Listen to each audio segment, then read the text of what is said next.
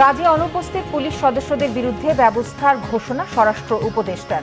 আইন শৃঙ্খলা দ্রুত ঠিক করতে সেনাবাহিনীর ম্যাজিস্ট্রেসি, জানিয়েছেন উপদেষ্টা নাহিদ। চলমান পঞ্চবার্ষিক পরিকল্পনা স্থগিতের সিদ্ধান্ত একনেক সভায়।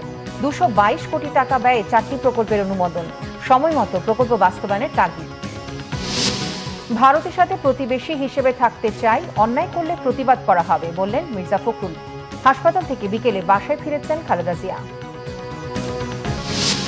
শেখ হাসিনা ও সাবেক 3 সিইসি রাকিব, হুদা, হাবিবুল সহ 18 জনের বিরুদ্ধে চট্টগ্রামে রাষ্ট্রদ্রোহিতার মামলা। দেখছিলেন ক্রাউন সিমেন্ট সংবাদ শিরোনাম, এবার বিস্তারিত। যেসব পুলিশ এখনো কাজে যোগদান করেনি তাদের আর সুযোগ দেওয়া হবে না, তাদের বিরুদ্ধে শৃঙ্খলা ভঙ্গের ব্যবস্থা নেওয়া হবে বলেছেন স্বরাষ্ট্র উপদেষ্টা অবসরপ্রাপ্ত লেফটেন্যান্ট জেনারেল মোহাম্মদ জাহাঙ্গীর আলম চৌধুরী। সকালে গাজীপুরে কালিয়াকৈরে আনসার ও গ্রাম প্রতিরক্ষা বাহিনীর প্রশিক্ষণ সমাপনী কুচকাওয়াজ শেষে সাংবাদিকদের কথা বলেন তিনি। এ সময় উপদেষ্টা বলেন, যে পুলিশ সদস্য এখনো কাজে যোগ না দিয়ে লুকিয়ে রয়েছেন তাদের বিরুদ্ধে ডিসিপ্লিনারি অ্যাকশন নেওয়া হবে। তিনি আরো বলেন, নিশ্চয়ই তারা কোনো অপকর্মে জড়িত, এ কারণে তারা কাজে যোগ দেননি। তাদের ব্যাপারে তথ্য অনুসন্ধান চলছে বলেও জানান তিনি। এখনো জয়েন করে নাই, তাদের আর জয়েন করতে দেওয়া হবে না এবং তাদের ক্ষেত্রে ডিসিপ্লিনারি অ্যাকশন নেওয়া হবে। তাদের থেকে কোনো ধরনের তাদের মাফ করা হবে না। তারা হয়তো এর ভিতরে কিছু কিছু আছে তারা বিভিন্ন অপকর্মের সাথে জড়িত, এই জন্যই তারা জয়েন করে নেয়।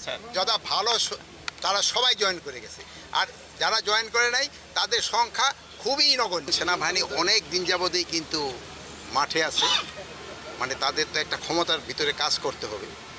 প্লাস আমাদের অন্যান্য বাহিনী তো কিছু স্বল্পতা রয়ে গেছে, এটা পূরণ করার জন্য তো সেনাবাহিনী আমরা আনিছি। যেমন এই যে ম্যাজিস্ট্রিয়াল পাওয়ারটা, এইটার সুবিধাটা ভোগ করবে বাংলার জনগণ। আইন শৃঙ্খলা পরিস্থিতি দ্রুত ঠিক করতে এবং জননিরাপত্তা নিশ্চিতে সেনাবাহিনীকে ম্যাজিস্ট্রেসি ক্ষমতা দেওয়া হয়েছে বলে জানিয়েছেন তথ্য ও সম্প্রচার উপদেষ্টা নাহিদ ইসলাম। অন্যদিকে সেনাবাহিনী মাঠে থেকে জনপ্রশাসন সহ অন্য আইন শৃঙ্খলা বাহিনীর সাথে সমন্বয় করে কাজ করবে বলে জানিয়েছেন সচিব মোখলেসুর রহমান। সচিবালয়ে সাংবাদিকদের এসব তথ্য জানান তারা। রিপোর্ট রিশান নাসরুল্লাহর। ছাত্র জনতার গণ অভ্যুত্থানের পর পুলিশ বাহিনীর বেশিরভাগ সদস্য পলাতক থাকায় এলোমেলো হয়ে পড়ে দেশের আইন শৃঙ্খলা পরিস্থিতি। কর্মক্ষেত্রে যোগ দিতে পুলিশ বাহিনীর সদস্যদের নির্দেশনা দেওয়া হলেও তা খুব একটা কাজে আসেনি। এমন পরিস্থিতিতে জননিরাপত্তা নিশ্চিত করতে আগামী 2 মাসের জন্য ম্যাজিস্ট্রেসি ক্ষমতা দেওয়া হয়েছে সেনাবাহিনীর কর্মকর্তাদের। জনপ্রশাসন সচিব বলেন, দায়িত্ব পালনে অন্য কোনো বাহিনীর সাথে দ্বন্দ্ব তৈরির সুযোগ নেই।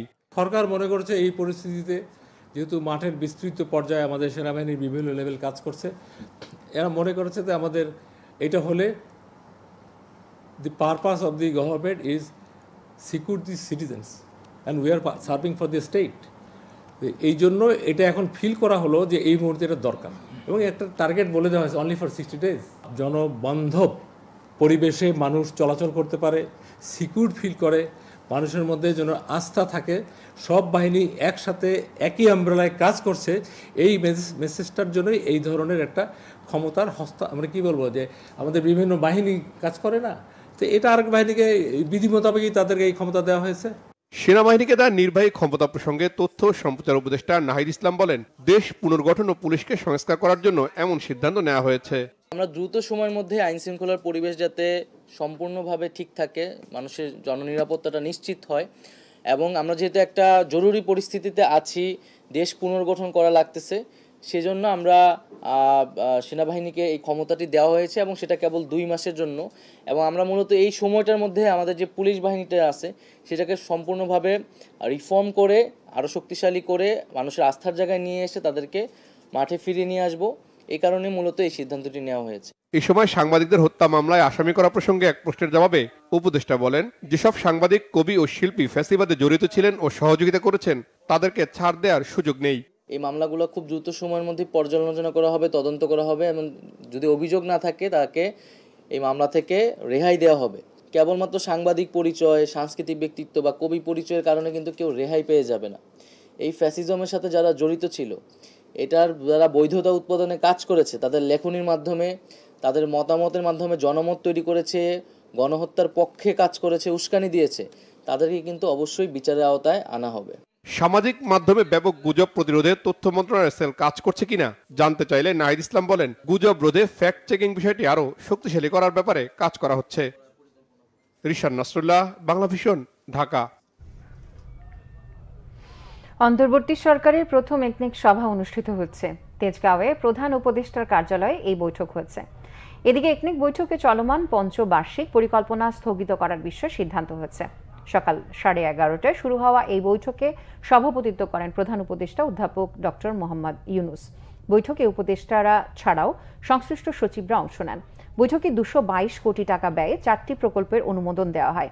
সভা শেষে সংবাদ সম্মেলনে পরিকল্পনা উপদেষ্টা ওয়াহিদুদ্দিন মাহমুদ জানান, আগে রাজনৈতিক প্রভাবশালী ঠিকাদাররা বিভিন্ন প্রকল্প বাস্তবায়ন করত, এজন্য প্রকল্প বাস্তবায়নের সময় ও বরাদ্দ বেড়ে যেত বলে মন্তব্য করেন তিনি। এখন থেকে সময় মতো প্রকল্প বাস্তবায়ন করা হবে। তিনি জানান, বৈদেশিক সাহায্যপুষ্ট প্রকল্পকে গুরুত্ব দেওয়া হবে। নিজেদের গ্যাস থাকার পরও এলএনজি নির্ভর হওয়াকে ভ্রান্ত নীতি উল্লেখ করে পরিকল্পনা উপদেষ্টা জানান, অনুসন্ধানের ক্ষেত্রে বিদেশি কোম্পানির চেয়ে বাপেক্স অনেক বেশি দায়বদ্ধ। বিএনপি মহাসচিব মির্জা ফখরুল ইসলাম আলমগীর বলেছেন, ভারতের সাথে প্রতিবেশী হিসেবে থাকতে চাই, তবে অন্যায় করলে প্রতিবাদ করা হবে। ঠাকুরগাঁওয়ের হরিপুরে বিএনপির আয়োজনে শেখ হাসিনার বিচারের দাবিতে জনসভায় প্রধান অতিথির বক্তব্যে তিনি এসব কথা বলেন। মির্জা ফখরুল বলেন, ছাত্র জনতার আন্দোলনের ফলে ফ্যাসিস্ট সরকার পতনের পর দেশ এখন মুক্ত, স্বাধীন। এই স্বাধীনতা ততক্ষণ থাকবে যতক্ষণ তা ধরে রাখা যাবে। শেখ হাসিনা হাজার হাজার মানুষ খুন করেছেন। বিএনপি নেতা ও ছাত্র জনতাকে নির্যাতন করেছেন, নির্যাতনের আয়না ঘর বানিয়েছেন। বিএনপি মহাসচিব বলেন, জনতার ভয়ে শেখ হাসিনা ভারতে পালিয়ে গেছেন। মির্জা ফখরুল বলেন, সনাতন ধর্মাবলম্বী সহ সব সংখ্যালঘু সম্প্রদায়ের মানুষ দেশের আমানত, তাদের জানমালের নিরাপত্তা দেওয়ার দায়িত্ব সবার। আমরা এখন বাস করছি, কিন্তু মনে রাখবেন, এই মুক্ত সেই পর্যন্ত এই মুক্ত থাকবে, স্বাধীন থাকবে যতদিন আমরা এটাকে স্বাধীন রাখতে পারবো। আমরা যদি এখন ওই রকম শুরু করি, আওয়ামী লীগের মতো শুরু করি, তাহলে কি আমরা টিকতে পারবো? একই রকম দশা হবে আমাদেরও, তাই না? সেই জন্য আমরা যারা আজকে সংগ্রাম করেছি, লড়াই করেছি, বিশেষ করে বিএনপির নেতা কর্মী যারা আছে, তাদের কাছে আমার আকণ্ঠ অনুরোধ যে আপনারা নিজেদেরকে মানুষের কাছে প্রিয় বানান, ভালোবাসার পাত্র করে তৈরি করেন, কারো উপর অন্যায় অত্যাচার নির্যাতন করবেন না। রাজধানীর এভারকেয়ার হাসপাতাল থেকে আজ গুলশানের বাসায় ফিরবেন বিএনপি চেয়ারপারসন বেগম খালেদা জিয়া। বিএনপির প্রেস উইং থেকে জানানো হচ্ছে, বিকেল 5:30টায় এভারকেয়ার হাসপাতাল থেকে গুলশানের বাসভবন ফিরোজার উদ্দেশ্যে রওনা দেবেন বেগম খালেদা জিয়া। মেডিকেল বোর্ডের সিদ্ধান্তে স্বাস্থ্যের কিছু জরুরি পরীক্ষা নিরীক্ষা এবং চিকিৎসা শেষে হাসপাতাল থেকে বাসায় ফিরবেন বিএনপির chairperson. Liver, kidney, diabetes, arthritis নানা জটিলতায় ভুগছেন বেগম খালেদা জিয়া। স্বাস্থ্য পরীক্ষার জন্য 11 সেপ্টেম্বর রাত 1:45টার দিকে রাজধানীর এভারকেয়ার হাসপাতালে নেওয়া হয়েছিল তাকে। এক সপ্তাহ পর বাসায় ফিরেছেন তিনি। চট্টগ্রাম বিশ্ববিদ্যালয়ের 20তম উপাচার্য হিসেবে দায়িত্ব পেয়েছেন রাজনীতি বিজ্ঞান বিভাগের সাবেক অধ্যাপক ডক্টর মুহাম্মদ ইয়াহিয়া আক্তার। শিক্ষা মন্ত্রণালয়ের মাধ্যমিক ও উচ্চ মাধ্যমিক বিভাগের সরকারি বিশ্ববিদ্যালয় শাখার উপসচিব মোহাম্মদ শাহিনুর ইসলাম স্বাক্ষরিত প্রজ্ঞাপনে এই নিয়োগ দেওয়া হয়েছে। অধ্যাপক ডক্টর ইয়াহিয়া 1982 সালে চট্টগ্রাম বিশ্ববিদ্যালয়ের রাজনীতি বিজ্ঞান বিভাগে শিক্ষকতা শুরু করেন। এর আগে তিনি রাজশাহী বিশ্ববিদ্যালয় থেকে রাষ্ট্রবিজ্ঞানে স্নাতক ও স্নাতকোত্তর ডিগ্রি অর্জন করেন। কানাডার ইউনিভার্সিটি অব ওয়াটারলু থেকে একই বিষয়ে তিনি স্নাতকোত্তর এবং অস্ট্রেলিয়ার ইউনিভার্সিটি অব সিডনি থেকে পিএইচডি ডিগ্রি অর্জন করেন। অধ্যাপক ডক্টর ইয়াহিয়া রাজনীতি, সমাজতত্ত্ব ও লোক প্রশাসন বিষয়ে গবেষণামূলক লেখালেখির পাশাপাশি আন্তর্জাতিক সমস্যা এবং সমসাময়িক রাজনীতি নিয়ে পত্রপত্রিকায় নিয়মিত লেখালেখি করেন। এর আগে উপাচার্য নিয়োগ না হওয়ায় চট্টগ্রাম বিশ্ববিদ্যালয়ের মূল ফটক ও প্রশাসনিক ভবনে তালা ঝুলিয়ে দিয়ে কমপ্লিট শাটডাউন কর্মসূচি পালন করে শিক্ষার্থীরা। বিএনপি ও সহযোগী সংগঠনের নেতাকর্মীদের উপরে হামলার ঘটনায় টুঙ্গিপাড়া থানায় আওয়ামী লীগের 61 জনের নাম উল্লেখ করে মামলা করা হয়েছে। গেল রাতে মামলাটি দায়ের করেন টুঙ্গিপাড়া উপজেলা যুবদলের সভাপতি মুক্তার হোসেন। মামলায় টুঙ্গিপাড়া উপজেলার কুশলী ইউনিয়ন আওয়ামী লীগের সভাপতি বেলায়েত হোসেন সর্দার সহ 61 জনের নাম উল্লেখ করা হয়েছে। অজ্ঞাত আসামি করা হয়েছে আরও 100 জনকে। গত 13 সেপ্টেম্বর জাতীয়তাবাদী স্বেচ্ছাসেবক দলের কেন্দ্রীয় সভাপতি এস এম জিলানির টুঙ্গিপাড়া উপজেলার গ্রামের বাড়িতে যাবার কর্মসূচি ছিল। ওই দিন বিকেল 4টায় তার গাড়িবহর গোপালগঞ্জের ঘোনাপাড়া পৌঁছালে আওয়ামী লীগ নেতাকর্মীরা হামলা করে। এ সময় তিনি আহত হলে তিনি ঢাকায় ফিরে আসেন। আসামিদের গ্রেফতারে অভিযান চলছে জানিয়েছে পুলিশ। দেশের বিভিন্ন জায়গার আরো কিছু খবর নিয়ে এবার একটি ডেস্ক রিপোর্ট। বিশেষ চাহিদা সম্পন্ন ব্যক্তিদের অধিকার ও জীবনমান উন্নয়নে সচেতনমূলক অ্যাডভোকেসি ক্যাম্পেইন র্যালি আলোচনা সভা হয়েছে ময়মনসিংহে। সকালে তারাকান্দ উপজেলা পরিষদের সামনে থেকে র্যালি বের করা হয়। ফেনীর ফুলগাজীতে বন্যায় ক্ষতিগ্রস্ত পরিবারের মাঝে ঢেউটিন বিতরণ করেছে বিএনপি। এতে উপস্থিত ছিলেন ঢাকা মহানগর দক্ষিণ বিএনপির আহ্বায়ক রফিক আলম মজনু। ব্রাহ্মণবাড়িয়া শহরের বিভিন্ন পয়েন্টে যানজট নিরসন ও ফুটপাতের হকার উচ্ছেদ অভিযান শুরু করেছে পুলিশ। সকালে শহরের বিভিন্ন জায়গায় ছাত্রদের নিয়ে এতে নেতৃত্ব দেন police super Mohammad Jabedur Rahman. Cox's Bazar KG and model high স্কুলের প্রধান শিক্ষকের বিরুদ্ধে অনিয়ম দুর্নীতির অভিযোগ এনে পদত্যাগের দাবি জানিয়েছেন বিদ্যালয়ের শিক্ষকরা। স্থানীয় প্রেস ক্লাবে এর আয়োজন করা হয়। এ সময় প্রধান শিক্ষক রমজান আলীর বিরুদ্ধে আওয়ামী লীগের প্রভাব খাটিয়ে বিদ্যালয়ে তহবিল থেকে কোটি টাকা লুটপাটের অভিযোগ করা হয়। সাংবাদিকদের সাথে ইসলামী আন্দোলনের নেতাদের মত বিনিময় সভা হয়েছে খাগড়াছড়িতে। দুপুরে স্থানীয় প্রেস ক্লাবে এতে উপস্থিত ছিলেন ইসলামী আন্দোলন বাংলাদেশ জেলা শাখার সভাপতি হাফেজ মাওলানা দেলোয়ার হোসাইন।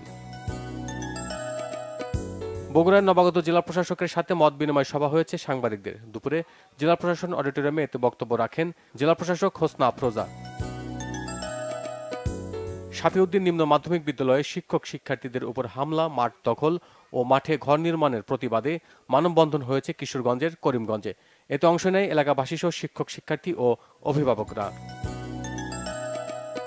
বিশিষ্ট ব্যবসায়ী ও শিক্ষা অনুরাগী বিএনপির নেতা মোল্লা গোলাম মহিউদ্দিনের বিরুদ্ধে উদ্দেশ্যমূলক সংবাদ প্রকাশের প্রতিবাদে মানববন্ধন হয়েছে কুমিল্লায়। সকালে মুরাদনগর উপজেলার রামচন্দ্রপুর বাজারে এতে বক্তব্য রাখেন আব্দুল মজিদ কলেজের অধ্যক্ষ প্রফেসর ফেরদৌস আহমেদ চৌধুরী।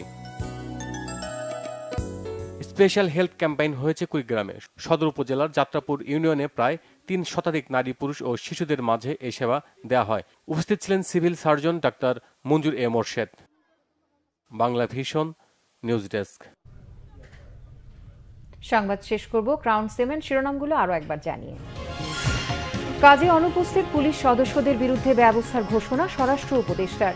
আইন শৃঙ্খলা দ্রুত ঠিক করতে সেনাবাহিনীর ম্যাজিস্ট্রেসি জানিয়েছেন উপদেষ্টা নাহিদ। চলমান পঞ্চবার্ষিক পরিকল্পনা স্থগিতের সিদ্ধান্ত একনেক সভায়। 222 কোটি টাকা ব্যয়ে 4টি প্রকল্পের অনুমোদন, সময়মতো প্রকল্প বাস্তবায়নের তাগিদ।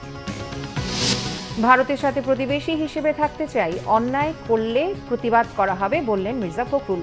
হাসপাতাল থেকে বিকেলে বাসায় ফিরেছেন খালেদা জিয়া। শেখ হাসিনা ও সাবেক 3 সিইসি রকিব, হুদা, হাবিবুল সহ 18 জনের বিরুদ্ধে চট্টগ্রামে রাষ্ট্রদ্রোহিতার মামলা।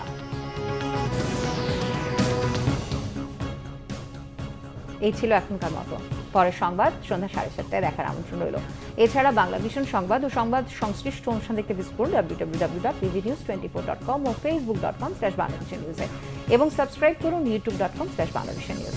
এতক্ষণ সাথে থাকার জন্য ধন্যবাদ সবাইকে।